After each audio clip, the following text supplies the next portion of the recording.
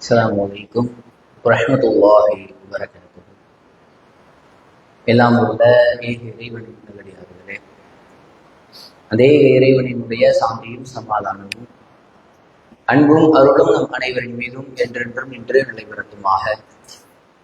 தினந்தோறும் ஃபஜர் தொழுகை முழுவதற்கு முன்பாக திருமறை குர்ஆனின் வசனங்களையும் அந்த வசனங்களுக்கான விளக்கங்களையும் நாம் தொடர்ச்சியாக அறிந்து கொண்டிருக்கிறோம். அந்த அடிப்படையில் தற்பொழுது திருமறை குர்ஆனினுடைய 66வது அத்தியாயமான தஹ்ரீம் என்கின்ற அத்தியாயத்தினுடைய 11வது வசனத்தை பற்றி அது தொடர்பான ஒரு சில விளக்கங்களையும் பார்க்க இருக்கிறோம்.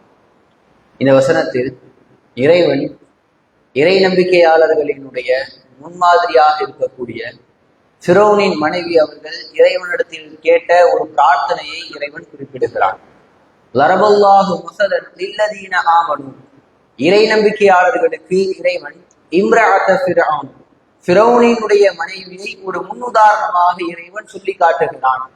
இது கால, அந்த பெண்மணி தம்முடைய இறைவனிடத்தில் கேட்டார்கள், ரப்பிப்னி லி இந்தக பைத்தன் ஃபில் ஜன்னah, இறைவா எனக்காக சொர்க்கத்தில் ஒரு வீட்டை நீ எனக்காக வேண்டி கட்டித்தா என்கின்ற ஒரு பிரார்த்தனையை ஃபிரௌனினுடைய மனைவி இறைவனிடத்தில் கேட்டதாக திருமறை குர்ஆனில் இறைவன் பதிவு செய்கிறான். உண்மையிலேயே ஃபிரௌன் என்பவன் மிகப்பெரிய ஒரு ஆட்சி அதிபதியாக திகழ்ந்தவன், ஒரு அடக்குமுறையாளனாக திகழ்ந்தவன். அவனினுடைய மனைவிக்கு இந்த ஹிதாயத் கிடைக்கிறது, ஆனால் ஃபிரௌனுக்கு ஹிதாயத் கிடைக்கவில்லை. ஆனால் ஃபிரௌனினுடைய மனைவியிடத்துல இருந்த ஈமானை பாருங்கள். அந்த அம்மையார் இறைவனிடத்துல பிரார்த்தனை செய்கிறார்கள், இந்த உலகத்துல சுகபோகமாக வாழணும், ஆட்சி அதிகாரத்தோட வாழணும் நினைச்சிருந்தா அதை அவர்கள் தேர்ந்தெடுத்திருக்கலாம்.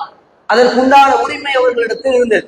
அனைத்தும் இருந்த பொழுதிலும் இந்த உலகமோ இந்த உலகத்தை சார்ந்த இன்பங்களும் எனக்கு தேவையில்லை. இந்த ஆட்சி அதிகாரத்தின் மூலமாக ஃபிரௌனினுடைய அதிகாரத்தின் மூலமாக கிடைக்கக்கூடிய அற்ப சுகங்கள் எனக்கு தேவையில்லை. இறைவன் புறத்தில் இருக்கக்கூடிய சுவனத்தில் இருக்கின்ற அந்த சொர்க்கத்தில் ஒரு வீடுதான் எனக்கு தேவை என்கின்ற ஒரு பிரார்த்தனை கேட்டிருக்கிறார்கள். இப்படி அந்த அம்மையாரினுடைய மிகப்பெரிய ஒரு லட்சியம் சுவனத்தில் ஒரு வீட்டை கட்டுவதாக இருந்தது. இன்றைக்கு நம்மில் எத்தனை மக்கள் சுவனத்தில் வீடு கட்டுவதை பற்றி எண்ணி பார்த்திருக்கிறோம்? சிந்தித்து பாருங்கள். இந்த உலகத்துல ஒரு வீடு கட்டுவதற்கு ஏராளமான தயாரிப்புகள் பலகட்டமாக சம்பாதித்துக் கொண்டிருக்கிறோம். இடத்தை எங்கனக்குள்ள வாங்குறது, எப்ப இடத்தை வாங்குறது, எத்தனை சென்ட் வாங்குறது, இது போன்ற எல்லா விதமான திட்டமிடுதலும் உலகத்திற்காக நாம் செய்து கொண்டிருக்கிறோம். ஒரு சில மக்கள் இடத்துல சொந்த வீடுகள் கட்டி இருக்கலாம், ஒரு சில மக்கள் கட்டி கொண்டிருக்கலாம், ஒரு சில மக்கள் வாடகை வீட்டுல இருக்கலாம். ஆனா இன்றைக்கு பெரும்பான்மையான மக்கள் உலகத்தில் ஒரு வீட்டை கட்டுவதிலேயே நம்முடைய சிந்தனை எல்லாம் முடங்கி போயிருச்சு. மறுமையில் எப்படி ஒரு வீட்டை நாம் கட்டி எழுப்புவது என்கின்ற சிந்தனை இன்றைக்கு பெரும்பான்மையான மக்களிடத்தில் கிடையாது. மறுமையில் ஒரு வீட்டை கட்டுவது மிகப்பெரிய சிரமமான காரியம்லாம் கிடையாது. உலகத்துல ஒரு வீடு கட்டுற அளவுக்கு சிரமம் கிடையாது. ஏன்னா உலகத்துல ஒரு வீடு கட்டுறோம்னா நினைச்ச மாதிரி சர்வசாதாரணத்துல கட்டிட முடியாது. கிட்டத்தட்ட 10 வருட உழைப்பு தேவைப்படும் இந்த உலகத்துல ஒரு வீடு கட்டுறது. ஒரு சில மக்கள்லாம் வாழ்நாள் முழுக்க உழைச்சு நம்மளால ஒரு சொந்த வீடு கட்ட முடியலையே அப்படிங்கிற ஏக்கத்தோடையே மரணிக்கக்கூடிய பல பேர் இருக்கிறார்கள். வெளிநாட்டுக்கு செல்லக்கூடியவர்களில் மிகப்பெரிய மக்களினுடைய ஆசை என்னன்னா எப்படியாவது சொந்த ஊர்ல ஒரு வீடு கட்டிடணும். இதற்காகவே வெளிநாடு செல்பவர்கள் எல்லாம் இருக்கிறார்கள். இப்படி கஷ்டப்பட்டு உழைத்து இந்த உலகத்துல ஒரு வீடு கட்டிடணும்னு போராடக்கூடிய பாடுபடக்கூடிய பல மக்கள் இருக்கிறார்கள். அல்லாஹ் நாளைக்கு மறுமையில ஒரு வீட்டை கட்டுவதை பற்றி திருமறை குர்ஆனிலும் நபிமொழிகளிலும் நமக்கு கற்றுத் தந்திருக்கக்கூடிய வழிமுறைகளை பார்த்தால் மிகவும் சுலபமாக இறைவன் கற்றுத் தந்திருக்கிறார்.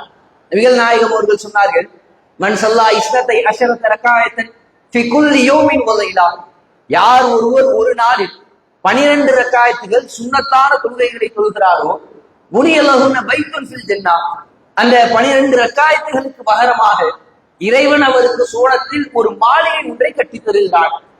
எப்படிப்பட்ட ஒரு எளிமையான இலகுவான வழி என்பதை சிந்தித்து பாருங்கள். உலகத்துல ஒரு வீடு கட்டணும்னா 10 வருஷ காலத்தை நம்ம தியாகம் செய்யும்.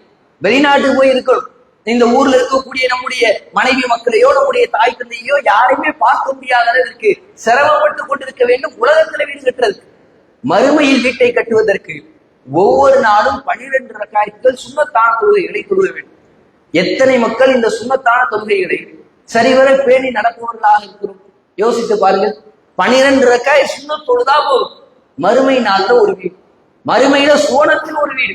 எப்பேற்பட்ட ஒரு மிகப்பெரிய ஒரு வாய்ப்பை இறைவன் நமக்கு தந்து கொண்டிருக்கிறான். ஆனால் இந்த சுன்னத்தான தொழுகைகளில் பெரும்பான்மையான மக்கள் இன்றைக்கு பின்னடைவில் இருப்பதை நம்மால் பார்க்க முடிகிறது. இந்த செய்தியில இருக்கக்கூடிய இன்னொரு ஒரு சுவாரஸ்யம் என்னன்னா, இந்த செய்தியை உம்மு ஹபீபா ரலியல்லாஹு அவர்கள் அறிவிக்கிறார்கள். நான் நபிகள் நாயகம் ஸல்லல்லாஹு அலைஹி வஸல்லம் அவர்களிடத்திலிருந்து கேட்டேன். நபி அவர்கள் சொன்னார்கள், ஒரு நாளைக்கு 12 ரக்காயத் சுன்னத் தொழுதால் அவருக்கு சூனத்தில் ஒரு மாளிகை எழுப்பப்படும். இப்படிங்கிறத உம்மு ஹபீபா ரலியல்லாஹு அன்ஹா சொல்லிவிட்டு, உம்மு ஹபீபா அவர்கள் நபி அவர்களினுடைய மனைவி, இந்த செய்தியை அறிவித்து விட்டு கூடுதலாக சொல்கிறார்கள், ஒமா தரக்குஹுன்ன முந்து சமயத்து மின் ரசூலுல்லாஹ். இந்த செய்தியை ரசூலுல்லாஹ்ட்ட இருந்து நான் கேட்டதுல இருந்து இந்த நேரம் வரைக்கும் நான் அந்த 12 ரக்காயத்துகளை விட்டதே கிடையாது. உம்மு ஹபீபா அவர்கள் அறிவிக்கிறார்கள். உம்மு ஹபீபா அவர்களிடத்திலிருந்து அன்பசா என்கின்ற தாவி இந்த செய்தியை அறிவிக்கிறார். இப்படி ஒவ்வொரு நபி தோழர்கள் வழியாகவும் ஒவ்வொரு அறிவிப்பாளர்கள் வழியாக செய்தி நம்மள்கிட்ட வந்திருக்கு. அடுத்த அறிவிப்பாளர் யாருன்னா அன்பசா என்கின்ற ஒரு தாவி, அவரும் சொல்கிறார், ஒமா தரக்கு உன்ன முந்து சமயத்துமே உண்மை ஹபீபா. உம்மு ஹபீபா அவர்களிடத்திலிருந்து இந்த செய்தியை நான் கேட்டதிலிருந்து இந்த நேரம் வரைக்கும் நான் அந்த 12 ரக்காயத்துகளை விட்டதே கிடையாது. அதே செய்தியில் வரக்கூடிய அனைத்து அறிவிப்பாளர்களும் இதை சொல்லிக் கொண்டிருக்கிறார்கள். நான் எனக்கு முந்தைய அறிவிப்பாளர்களிடத்திலிருந்து இதை கேட்டேன். நான் கேட்டதிலிருந்து இப்பொழுது வரைக்கும் அந்த 12 ரக்காயத்துகளை விட்டதே கிடையாது. தொடர்ச்சியாக தொழுது கொண்டே இருக்கிறார்கள்.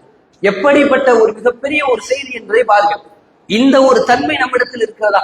இந்த ஒரு அமல் நம்மிடத்தில் இருக்கிறதா? மிகவும் எளிமையாக சோனத்தில் ஒரு வீட்டை கட்டி எழுப்பி விடலாம். ஃபிரௌனினுடைய மனைவி எதற்கு ஆசைப்பட்டார்களோ அதற்கான ஒரு தயாரிப்பை நம்மால் இன்மையிலேயே செய்து கொள்ளலாம். அப்படிப்பட்ட மிகப்பெரிய ஒரு வாய்ப்பு நமக்கு இருக்கிறது. ஆக அன்பார்ந்தவர்களே, இந்த ரமலான் மாதம் சுன்னத்தான தொழுகைகளை நாம் அதிகமாக தொழுவதற்கு ஒரு ஏற்ற மாதம். இந்த மாதத்தில் நாம் செய்யக்கூடிய இதே நல்லமல்களை ஒரு முன்மாதிரியாக எடுத்துக்கொண்டு இந்த மாதங்கள் கழிந்ததற்கு பின்பாகவும் ஏனைய அனைத்து மாதங்களிலும் இது போன்ற நல்லமல்களில் நீடித்திருப்பதற்கு இறைவன் நம் அனைவருக்கும் அருள் புரிய வேண்டும் என்று பிரார்த்தித்தவனாக நிறைவு செய்கிறேன். அல்ஹம்துலில்லாஹி ரப்பில் ஆலமீன். அஸ்ஸலாமு அலைக்கும் வரஹ்மத்துல்லாஹி வபரகாத்துஹு.